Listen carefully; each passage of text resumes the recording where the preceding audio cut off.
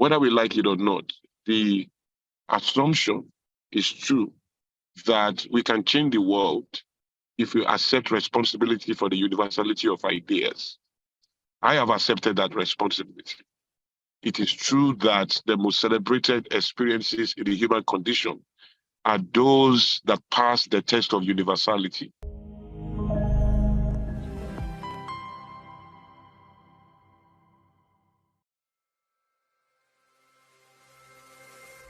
Our next speaker, my mentor, Mr. Olakunle Soriyan, is in the program as we speak, and he has done us the honors to be here. So, guys, it's always a rare privilege for me. Now, just imagine it, guys. You all know Mr. Olakunle Soriyan, to leave a program, step into the car, to have a time with us. You know, PK, thank you, sir. Thank you. He just came in from Ghana this morning.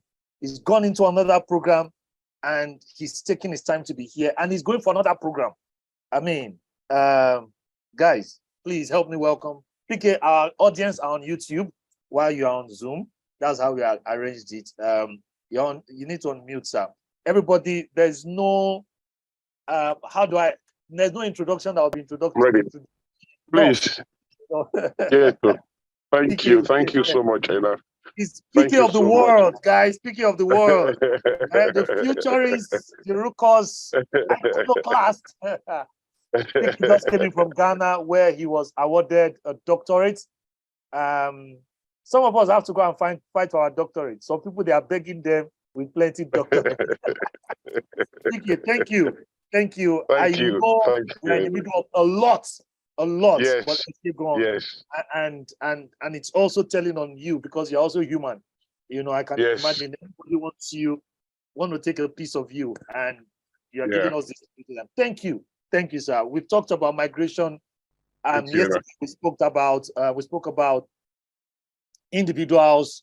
You know, the effect of migration on those who are living, those who are not living, how those who are living are feeling, how those who are left behind, quote unquote, are feeling, and we try to balance the emotional state. Today we looked at how people should lead and how HR should manage organizations, and we know that ending it with you would be talking about globalization. You've always talked about it. We've heard, but we can never hear enough. And more importantly, the choices that people are making. You've been in Nigeria for close to a month. You have spoken everywhere in Nigeria and Ghana, and I know you're going to UK, but you are living in Dallas.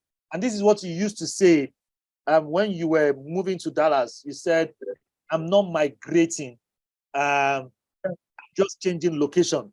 That's what you kept saying.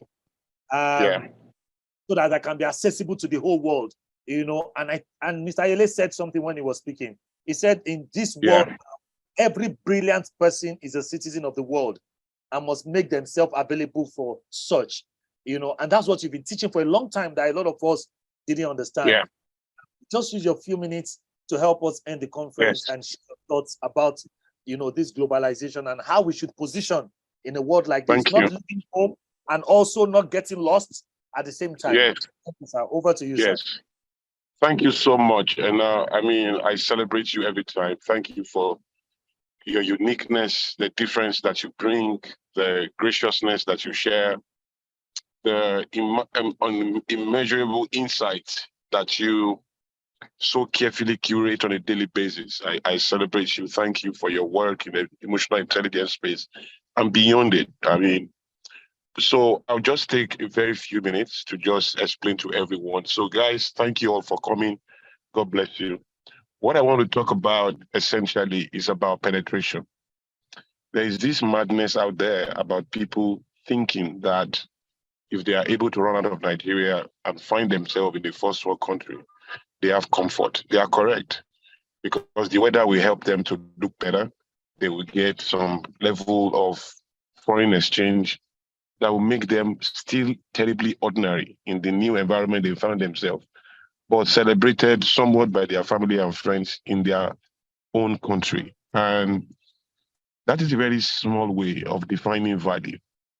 And if that is what you see, to think that you want to travel out of the country, you know, it's sad. It's pretty much, you know, tragic. I mean, we are not the first to move.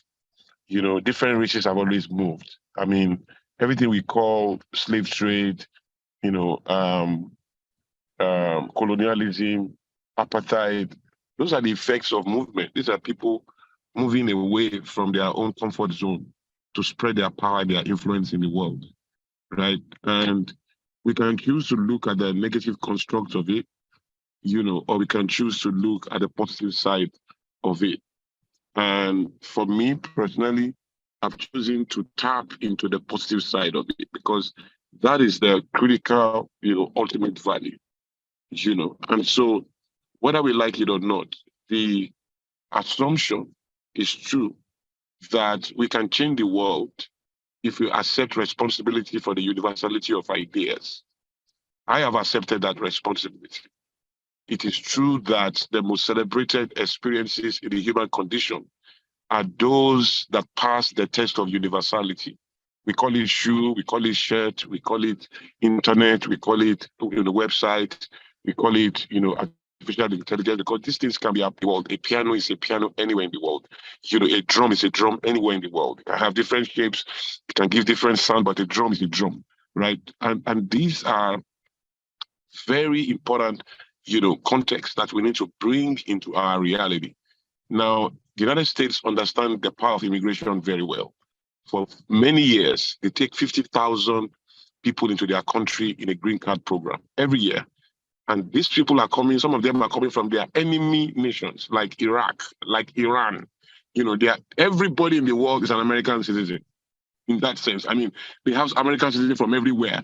They are Iranian Americans, Iraqi Americans, Afghan Americans. I mean, you find some of the most, Lebanese Americans, Palestinian Americans. Everybody is there, right? And they find a strategic way to manage that. The idea is that, look, if you really want to change the world, I don't care if it's the Roman Empire or the British Empire or the Ottoman Empire or the Babylonian Empire or the Persian Empire, you find that nations have always accepted responsibility beyond the limits of their geography. Britain was for 400 years colonizing the United States itself. You imagine that, the Persian Empire ruled the whole world, the Babylonian Empire, the Roman Empire ruled the whole world, right? And if you cascade, if you dimension that into businesses, you find businesses like, Apple, Microsoft, Facebook. What do you think these guys are doing? It's the same expression of domination, spreading their power across the world, doing magic, creating meaning, across the world. And it's incredible, right? And that is how we have to see these things, right? But in moving around the world, we have to shift our mind away from the idea of relocation and start thinking about penetration. Relocation is small. I mean, a lot of things can relocate. If you move Amala from Lagos to Ibadan, it has relocated, essentially. Penetration is the kind of contribution it is making in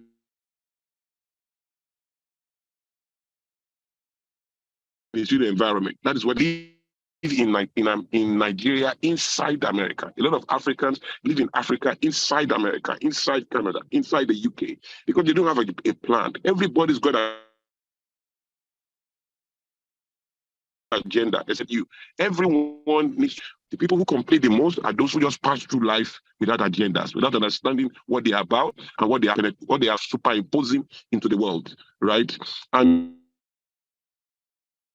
so we have to understand that movement is a human right. And the most celebrated ideas in the world are those who could move. Bill Gates can afford to do his business in America alone. He'll be successful, he'll be okay. He chose to spread around the world because there is a value in that global domination. Nations have prospered because they spread around the world. Toyota is a Japanese product. It's everywhere in the world. Panasonic, Japan alone, Panasonic is Hitachi, Sony, Honda, Toyota, in one country. The same thing for Germany, the same thing for United States. Everywhere. The poorest countries are not able to put their ideas everywhere in the world and force people of the world of different languages and different cultures to invest in those ideas. You see, that is the criteria of domination. When you say God is amazing because he exemplified that for all of us to follow. God is global. His products are used everywhere. His sun, his oxygen, his wind, his trees, his moon, his galaxies, the universe. This is not, some great idea from a human being. These are existential realities in the human condition that if you embrace it, you are not trying to create something new. You are plugging into an economy that is larger than logic.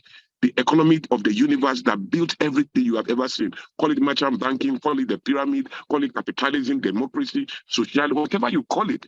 This is the energy that builds it, that spreads it, that cements it, that establishes it, right? And so I challenge everyone to begin to think. And when I'm saying think global, I'm not asking you to pack your load. It's not about the movement of the body as it is about the movement of the mind, the movement of ideas. The movement of ideas first. Now, if your body now need to follow that idea, that will be your own unique condition. But don't submit to the idea that everybody has to carry their bag and be moving around the world. Bill Gates' ideas are all over the world, but he didn't leave America. It's like he's living in America, right? I mean, there are people living in their location who don't need their body to follow the ideas. Some people need their body to follow. If you're a boxer and you want to be boxing around the world, your body has to follow. I mean, you can't leave your body in Nigeria and be boxing in America. So your body has to follow. So depending on the work you are doing, your body may need to follow, or your headquarters may need to follow, depending on what you are curating. For me, the knowledge center of the world is the United States. I needed to domicile my knowledge within the sea, the ocean that carries knowledge in the world, right? And that is the United States. And so HQ has to start from there. That is what it is for me. People meet me in Nigeria and they think I live in Nigeria because they see me there every month. They see me there, all day, except I tell you, except people really follow me. Some people don't even know that I don't live in Nigeria, right? Because I didn't leave Nigeria. I did not leave. I just penetrated the world and I'm still penetrating, right? So somebody asked me in America, my bank manager, he said, what's your mission in America? Why are you here? I said, Bill Gates' mission in Africa. That's my mission in America. Whatever they are doing, whatever Mark Zuckerberg is doing, that's what I'm doing here, right? So it's as simple as ABC, give and take. Everybody's playing their own role and playing mine. So that's the way it works. I challenge you to begin to consider the universality of what you represent. Let me really tell you in 1 minute. I wish there's so much I can tell you, but honestly, I don't feel great. Everybody's waiting for me to take my session here, but I need to say this. You are really global when the skills that define the size of your pocket pass the test of universality. When you have ideas, skills that can be dropped into any society and you can function, then you are global, right? Once you can continue your life anywhere you find yourself. You see, when I go to America, I didn't need to start reskilling. I didn't need to start learning any software. I didn't need to start fresh training. I just continue my life. There's no difference between the difference is the weather, the system I am in. But me as a person remained a constant. My skills were solid enough, 27 of them. They were solid enough to be plugged into any economy and I'll be functioning. I drive my life with 27 powerful skills that will never render me irrelevant, no matter where I find myself, right? So once you have those skills, what you then need to do is to ask yourself, where in the world is a demand for this skill? And you can plug into that from anywhere, but understand that it's not enough for you to just have that skill. You have to convert your skill into expertise, where you are pretty much the best in that area. And something I say is that graduate the limits of expertise itself and plug your skill as an authority. You have to be an authority in your space. I can break all of these things down. If you have been listening for a while, you will catch all of these things. But honestly, that will be the submission of what I have to say. The idea that the human life can rise from a location and communicate the strength of its ideas across the world and compel the most expensive pockets to send purchasing power his way or to send followership or fanship his way. That is the strength of being global. It's borderlessness. Everybody's doing it all day. You can do it too. All right. God bless you.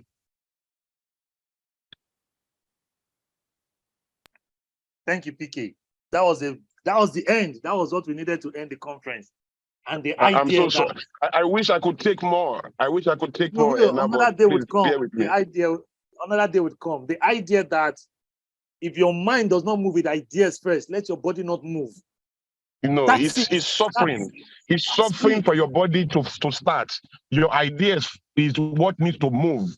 And if it becomes necessary that your body follows, then your body should follow.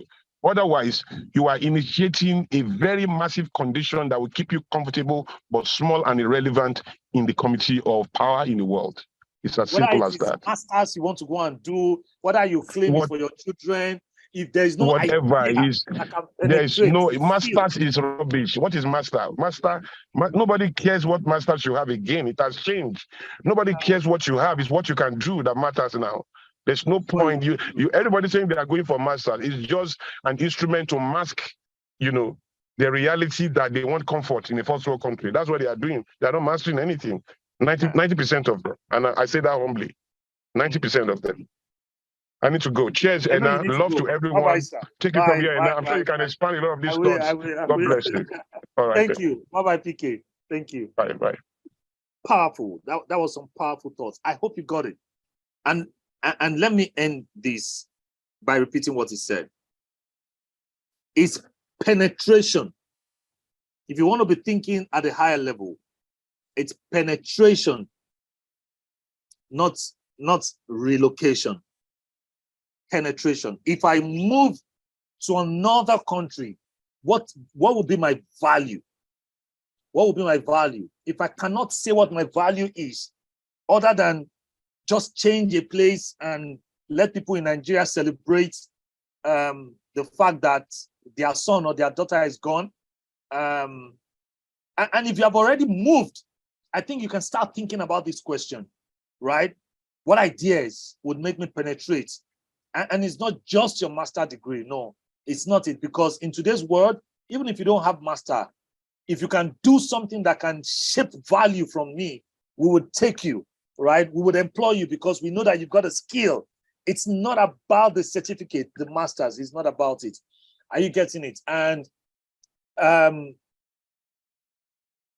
if you cannot think of an idea that can penetrate wherever you find yourself, PK said he has 27, is this 27 skills or what is that? Have you ever sat down to identify your skills and what they are? So this conference, the conference was about thriving in a migrating world, the place of emotional intelligence, the pathway of emotional intelligence. And I want to believe that the last 2 days has been very, very useful for all of you. If you were wondering whether you should japa or not, whether you should go now or not, if you have moved and you're confused about what you're doing there, if you are wondering whether you should come back, if you're feeling jealous before and all of that, I think that we've sorted it now. We've clarified it now. I'm sure that you have more clarity. Yes, the video is up there. The video is right there on the YouTube. Share it with people. Let them come in. Subscribe to our YouTube channel. You can see that we're doing great works. The other day, I was looking at everything we're doing, and it's just smart. We're doing the Africa Emotional Intelligence Conference, Emotional Intelligence Coaching Certification, Emotional Intelligence Professional Certification, Emotional Intelligence Mastery. We have Emotional Intelligence books. If you don't have my book, there's a link for you to click. We have a group of women. We are mentoring emotional intelligence ways. Some are asking for a group of men. Subscribe to our channel, subscribe to everything that we do. It's been 2 days, and it's been an awesome conference. We had powerful speakers come to change our mind. I want to say thank you to all of you for coming. Thank you. Thank you for showing up. Thank you for being part of this conference. If you were not here, the conference wouldn't hold. I believe so much that a life has been touched. The clarity, the power of emotional intelligence, it gives you clarity. Clarity has been given within the last 2 days. And if you were struggling with the idea of migrating, now you are clear about what you need to do. We're not saying don't move. We're not saying don't migrate. We're saying, you can thrive with certain principles, with certain understanding. You can thrive with emotional intelligence. Emotional intelligence helps you to blend your thinking and your feeling and make optimal decisions. And I know that now you're able to make optimal decisions. Are you getting it? Right? Thank you very much, everyone.